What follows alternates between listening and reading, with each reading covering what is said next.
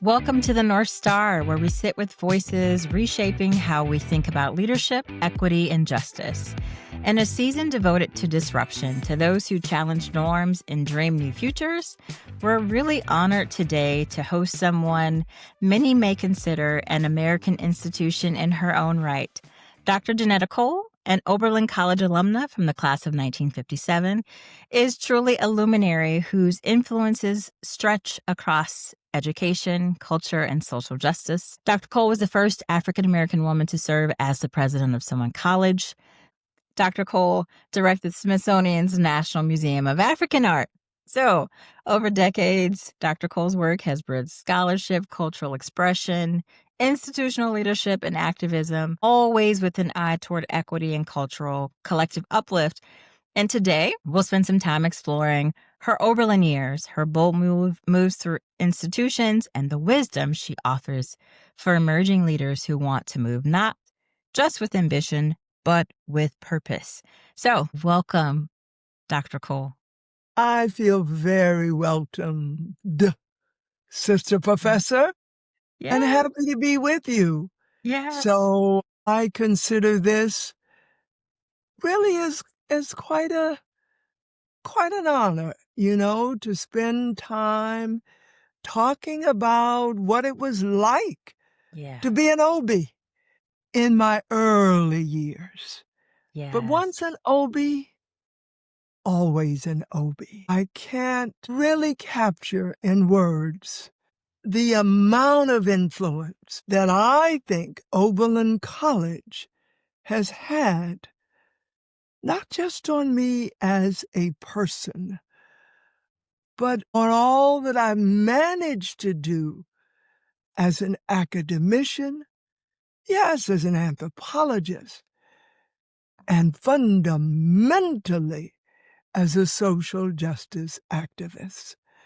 So thank you for inviting me into your special space. Thank you. Now, before you and I connected today in this special space, you and I shared a previous very special space. I have to share this story because it is just too cool not to share. Right. This is actually something that I really very rarely share, with the world, right? Because this is ultimately going to, live somewhere on social media. So shortly after I got married, I ultimately became pregnant with my oldest daughter and sadly separated from my now former husband and found myself pregnant with my oldest daughter.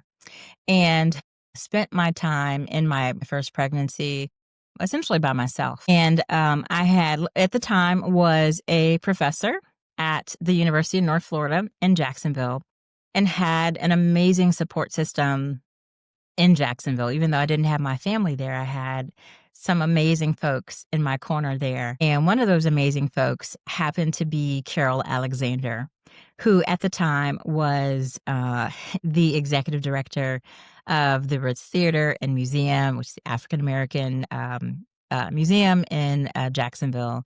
I worked with Carol on some special projects, and I was pregnant during that time. And Carol also lived about 10, 15 minutes from me.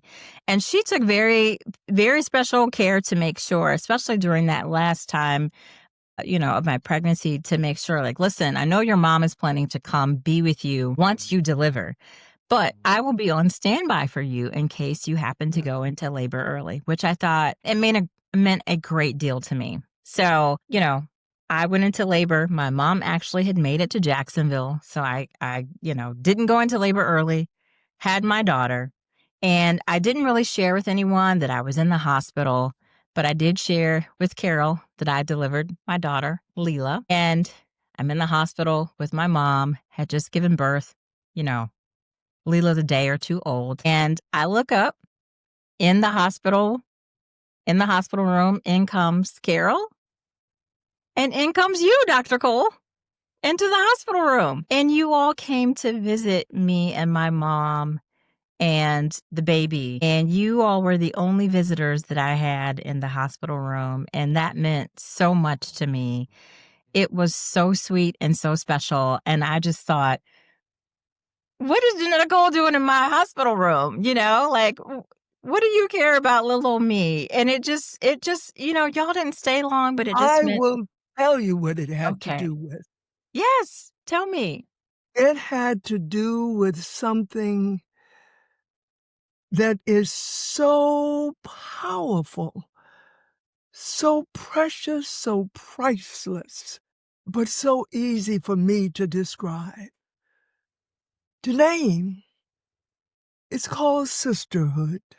And while we can certainly think of incredibly dramatic examples of this, whether it is Harriet Tubman and what she did as a woman to free, yes, men, but women and children too, and to be now a symbol of all that for us. And it can be mighty and magnificent, like the way a Coretta Scott King in that school up the road a piece called Antioch Yeah. that we were always in competition with to see who was the most progressive. But the way that Coretta Scott King, of course she was the wife of Martin Luther King Jr., but she was a sister to countless women, including myself. We have these big visions of these women and what they mean to those of us who are not big like they. But what I'm saying to you is that visit on that day in that hospital, that's about sisterhood too. You were there. I am so grateful. I am a woman of faith, and so I can say, I thank God your mom was there. Yeah. But you needed some sisters I did. in that room with you. And the only thing I can say to just sort of wind this up is that at the center of what I'm talking about is that when you receive it, you got to be reminded to keep on giving it. Ugh. Every chance I get, I do, because it is so important, and I will never forget that. And that little baby will be 14 in a few weeks. And I have another baby. She has a baby sister who's 4. So it is truly my joy to be the daughter, to parent 2 girls, and to show them every day what it means to have sisters and the power of sisterhood, whether that's biological or non-biological, familial or not, right? So that is so important. And I'm so glad to have this full circle moment with you in Thank this you. space. It is Thank you so, for it sharing. means everything, right? So, I'm going to pick up the phone the moment we're off of this let's do it. or finish this conversation. Tell her. And I'm calling Carol You Alexander, better, because who she's is, going to. by the way, called Bootsy. Bootsy, I know that. Yeah. Uh-huh. Yeah. And let her know that we had this sisterhood moment. Yes. And tell Carol that I miss her so. I will. I Absolutely. will. Absolutely. I've been at Oberlin now for almost a year and a half. So I haven't been at Oberlin very long. And one of the things that I noticed immediately after being in higher education for about 24 years is how unique of a place Oberlin is. I say this all the time, and people really don't understand. It truly is no other place like it. And you have already talked about that. What was it like being a student at Oberlin? And can you talk about how Oberlin really is so different compared to all of the other places you have traversed in higher education? I'm going to do the best I can Okay. to be concise, Okay. because I could go on for years. Yeah. That's okay. But let's paint this image. A young girl, it's me, born into a family that was very prominent. My great-grandfather, Abraham Lincoln Lewis, A.L. Lewis. Yes. A.L. Lewis, the founder of an insurance company, the founder of the beach community in which I now live, Jacksonville's first Black millionaire. So I grew up, and my mom kept saying, remember, it's your great-grandfather who's a millionaire, not us. Okay. But I grew up not being poor, but I was clearly growing up being Black and a girl. And the blessings that came to me that countered the exceptionally effective racism that always trumped class Uh-huh. was that I was growing up in this family that kept saying to me, girl, that's how Southern parents begin almost every conversation if it's in front of somebody who looked like me. Girl, Mm-hmm. you got to grow up and do something about this. So my parents believed in education like the devil believes in sin. Mm. And they had been fortunate. My mother was a graduate of Wilberforce in Okay. Ohio. That's right. My father was a graduate of Knox College in Tennessee. And so when I was 15, they'd already sent me to the first grade when I was 5. They wouldn't let me turn 6. When I was 15, they sent me downtown to take some test, and they said if I passed, I'd go to the university. 15, I don't want to go to a university. I want to be with my girlfriends. Yeah.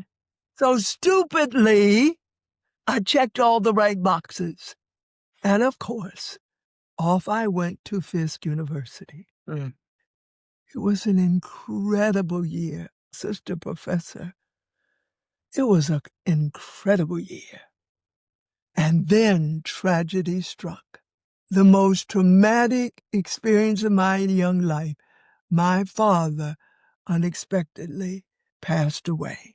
Oh my gosh.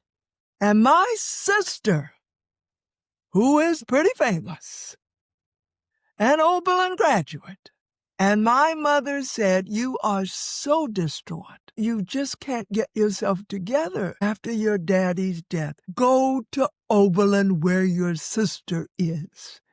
It will be better for you. And I did. I will never, ever, ever, ever regret that decision. Oh. As much as I cherish Fisk. And so off I went to Oberlin where my sister was in the conservatory. Oh. Was this maybe? A double major Oh my in vocal God. Oh my and God. piano, who would go on to sing lead roles in opera, especially in Germany. Oh my gosh. Lead roles as Salome, as Madame Butterfly. That's what an Oberlin education did for her before she turned into a mighty environmentalist. So here I come, the little sister of this, what shall I call her, other than diva, all right? But I arrived on that campus, and it was as if nothing made sense and everything made sense Mm. at the same time. I'd come from a fundamentally good, solid Christian background. AME And I'm all of a sudden in the middle of a community where every religion of the world and where non-believers were in communion.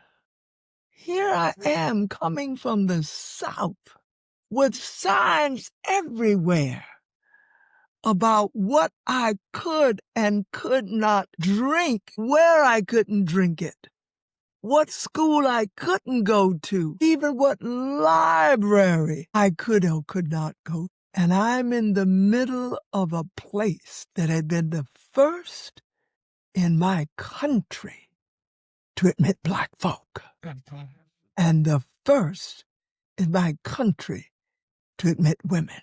And so Oberlin was an extraordinary and revolutionary experience for me. I am to this day still in close touch with a roommate, a best friend, and whose wedding I served, Chidi and Dick Etchett. I am still a very devoted Oberlin alumna who will sing the praises of my school if you even begin to say Oberlin.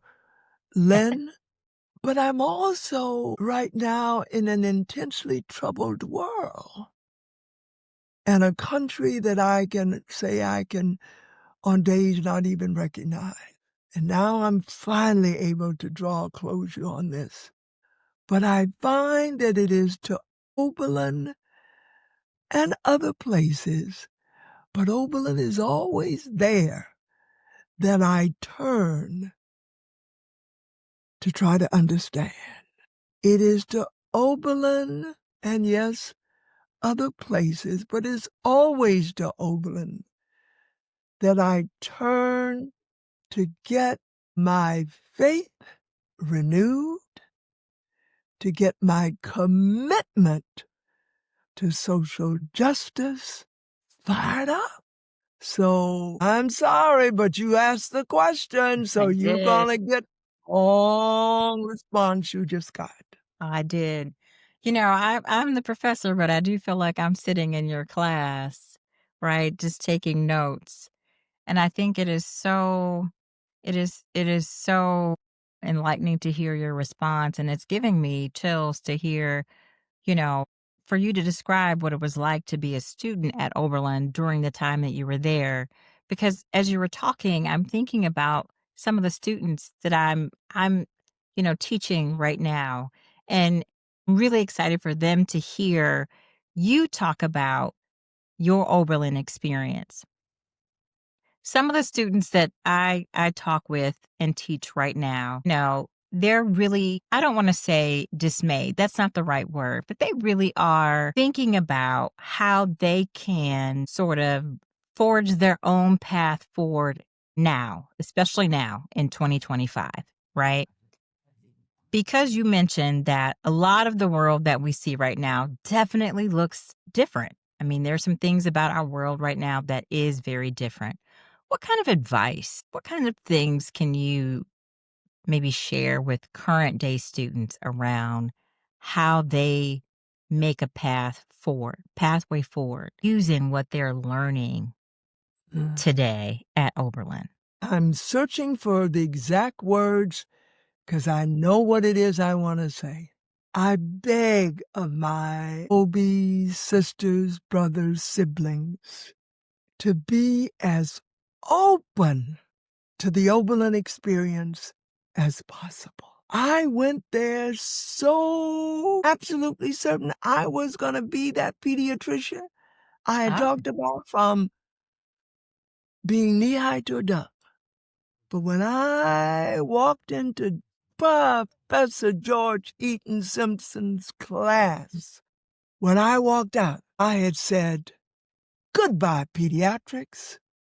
Hello, anthropology.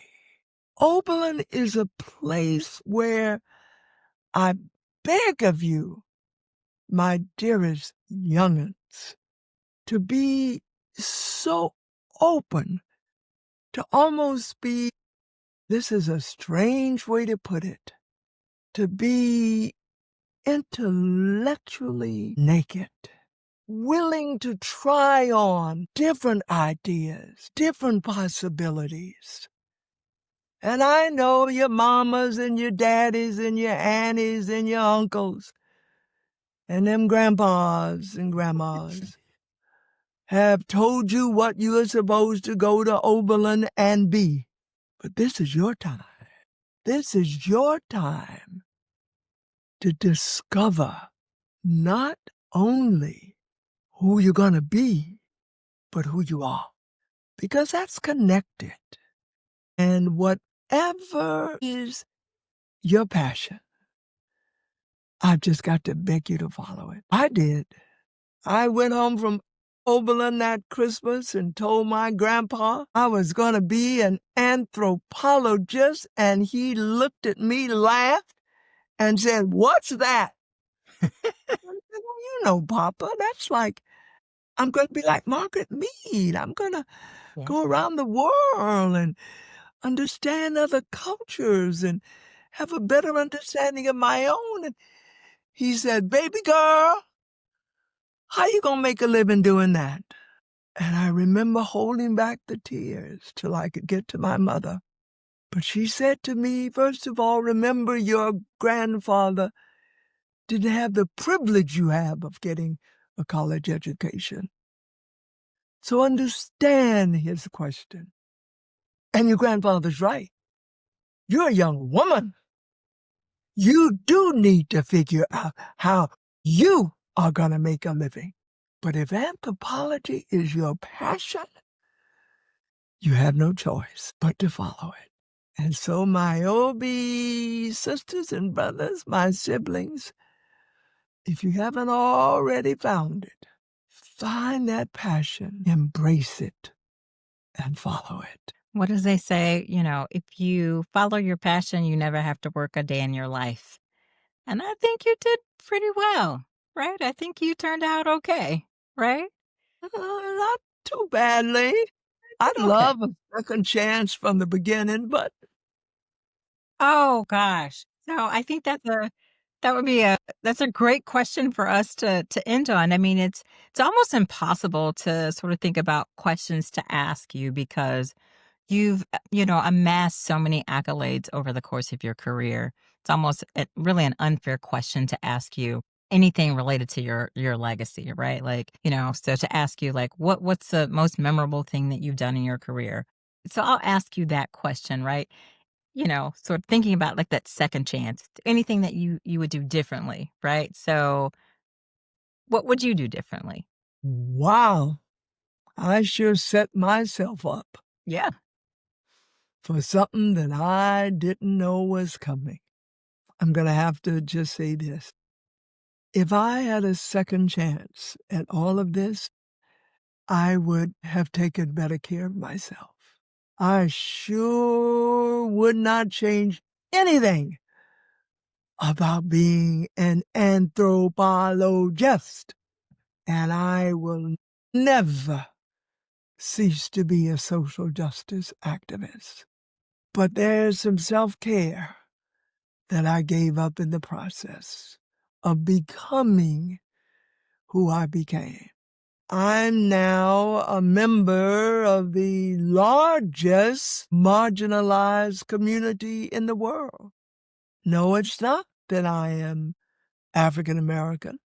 It's not that I'm a woman.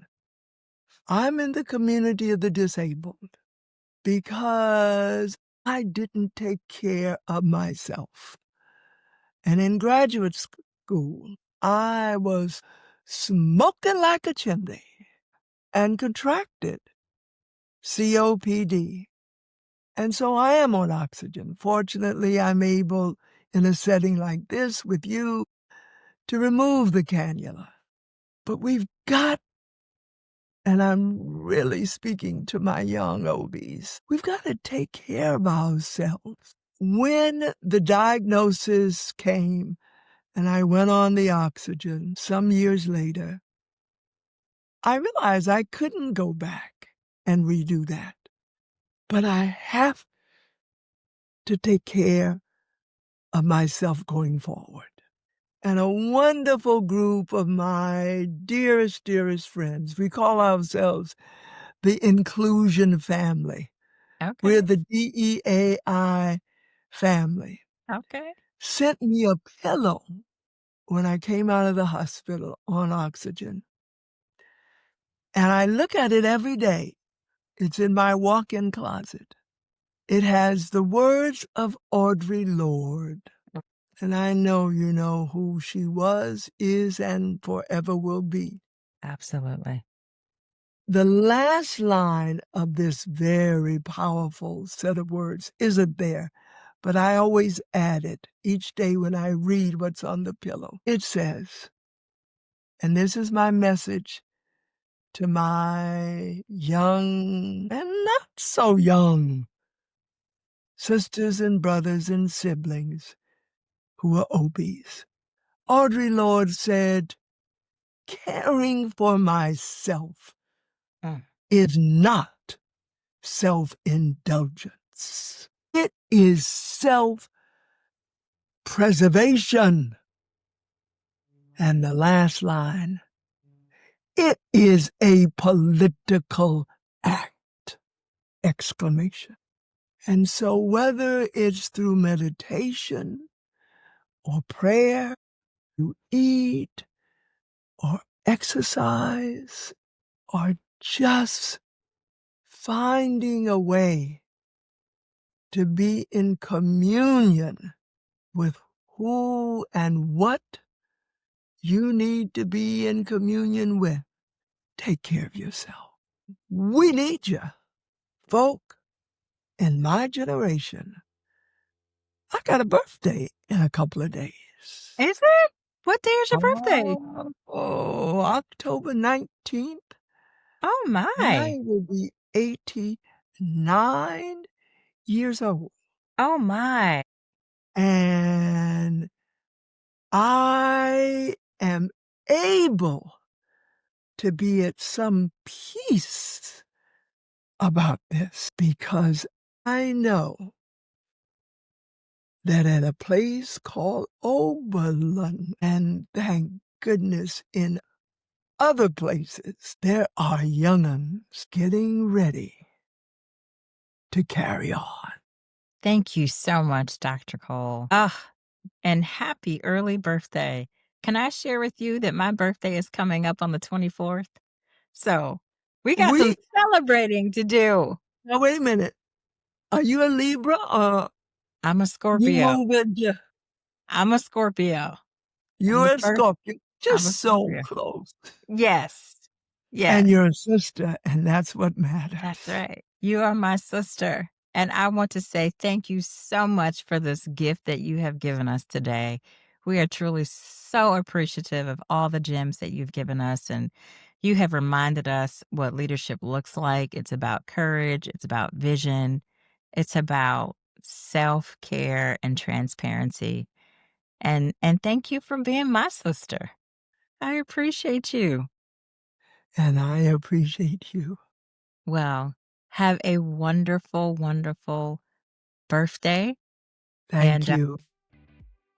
Again, thank you for this gift of your time and your presence. And we are so, so appreciative of the time that you've given us today.